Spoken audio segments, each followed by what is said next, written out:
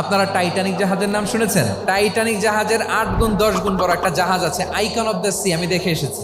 Royal Caribbean দেখে এসেছি। সাগরের সামনে জেটিতে যখন দাঁড়ালাম, জাহাজটা যখন যায়, আমার মনে হচ্ছে একটা শহর, পুরো একটা শহর মনে হয় পানির উপর দিয়ে ভেসে যাচ্ছে। পড়েন সুবহানাল্লাহ। এই যে আইকন অফ দ্য সি, এই জাহাজটা, এটার ভেতরে স্টেডিয়াম আছে, সুইমিং পুল আছে, রেস্টুরেন্ট আছে, 3000 4000 রুম বিশিষ্ট, কক্ষ বিশিষ্ট হোটেল আছে।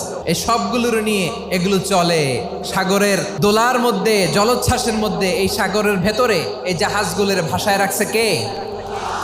এই যে বাংলাদেশে যে গাড়িগুলো চালান, বেশিরভাগ গাড়ি আসে কিন্তু জাপান থেকে। হাজার হাজার গাড়ি একটা জাহাজ বহন করতে পারে। সূরাত বনী ইসরাঈলের এই চমৎকার আয়াতের ভেতরে আল্লাহ তাআলা বেসিক্যালি মানব জাতির প্রতি তার 4টি স্পেশাল অনুগ্রহের কথা বলেছেন। 2 নম্বর অংশে আল্লাহ তাআলা বললেন, ওয়া হামালনাহুম ফিল বাররি ওয়াল বাহর, স্থলে এবং সমুদ্রে আমি তাদের জন্য চলাচলের বাহন দিয়েছি। সুবহানাল্লাহ।